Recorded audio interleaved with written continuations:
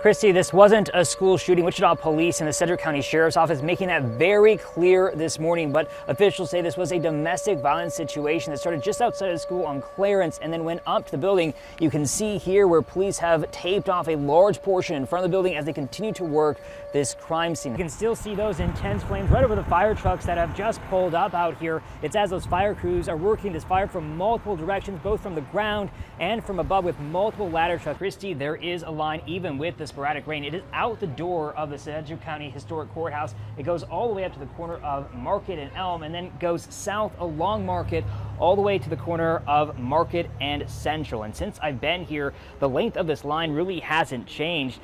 Rachel, right now I am on the west side, toward the west side of Union Station, and you can still see the police presence. We're still watching some people leaving from that rally. Here at this rest stop along I-135, some of those truck drivers have been camped out since last night because of these nasty conditions, just now getting back on the road. A portion of Main Street remains closed off, but at the center of where this explosion and fire happened, little is left. It's not just the men's team that is creating excitement here on campus. The K-State women's basketball team is also competing in the NIT tomorrow with a game against Washington, but of course tonight the focus is on the men, as you can see behind me here. The majority of them, 101, will take effect July 1. Right off the bat, the Kansas Commerce Secretary can start the negotiations to entice a professional sports team, the Chiefs and Royals namely, to move here to Kansas and managing specialty meds. This industry has come under scrutiny by the Federal Trade Commission. The FTC's reports show that PBMs profit at the expense of patients and independent pharmacies with their ability to control drug access and prices. The top three account for 80%. After carefully cataloging everything that's been found here, the next step will come over the next few months as everything is analyzed to see how it fits into the Bloody Bender's story. The device sends out a message to drivers in a close vicinity through navigation apps like Waze or Apple Maps, or through the infotainment screen. In some places, it's also legal to bet on how long it takes to sing the national anthem to the results of the pregame coin toss, to the color of Gatorade that the winning head coach will be drenched in. But here's the thing for Kansas sports bettors, you're out of luck, as these prompts aren't available on Kansas sportsbooks. What John is hoping to do with this Facebook group is to capitalize on everyday people working to solve these cases by identifying these porch pirates and getting some justice. Give us a piece of joy, Father, that my son had in him. Holding each other tight is a source of strength for Claude Hodges Sr. He could smile and it'd be as bright as the sun is on us today. That smile of Claude Hodges Jr., key to his family, key to the memory this 14-year-old leaves behind. Just a genuine, happy, loving, awesome prince. He was everything that you would want in a son. A son and a prince, Claude Sr. says, was destined for greatness. What kid tells their dad that they're going to buy a plot of land and we're going to build houses on it, Dad, and so I can take care of you? Sunday afternoon, Claude Sr. went to meet and pick up his son from his ex-wife, Kylie Hodges, but they never showed. After no response from calls and texts, he called police to do a welfare check. And we waited. They came to my house at 3:30 a.m. Wichita police say it's believed Kylie Hodges shot and killed her son. He brought light to this dark world that we live in. In the darkness that is surrounding us right now, I believe he's the light right now on me. As Claude Sr. stands by the fishing pond where he spent so much time with C, surrounded by his wife, Leonette, and family. You wrestle, you're about to pin somebody, they yell, squeeze.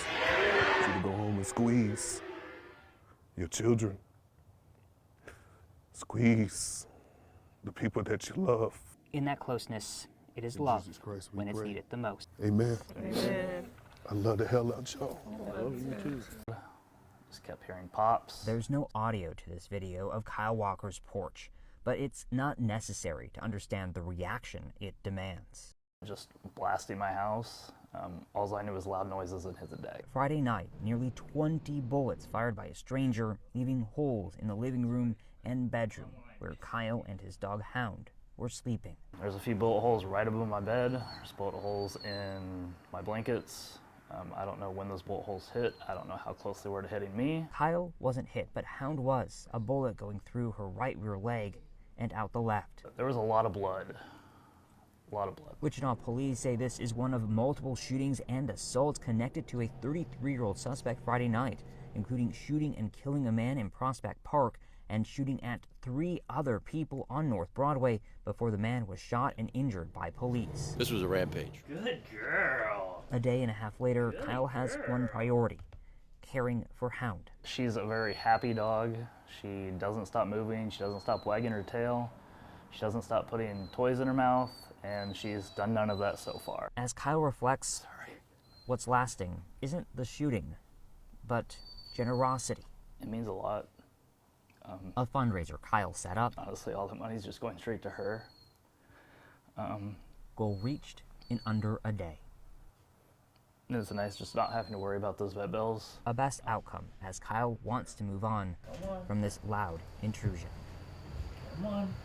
Good girl.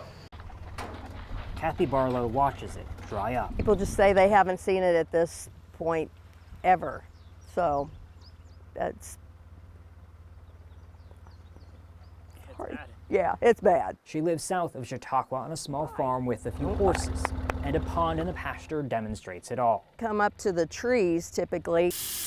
The water that comes to her house, that's also drying up. Can't water your garden, your plants, fill your swimming pools. You know, very, very limited. So I've gone to artificial flowers, yeah, to have a little color. Kathy's water comes from Public Wholesale Water Supply District 20, covering Chautauqua County and parts of Montgomery and Elk counties. It went into a Stage 3 water emergency this week, requiring mandatory conservation after the water source, Boy Scout Lake, falls 7 feet below normal. Head east to Caney, it's also under mandatory water conservation. City Manager Kelly Zellner says its water source, Little Caney River, has gone from rushing over the dam to nothing in a span of 3 weeks. Sharing with folks that, look, the first time we'll give you a warning, the second time you'll probably get a citation. Kelly says long term they're not looking at this as their source of water, instead looking to create a line that connects them to the city of Coffeyville. That's going to take a piece of time. We're going to be lucky to probably get started within a year. Right now, the city's looking for other water sources, as the people living in this area We're just praying for rain, share the same sentiment.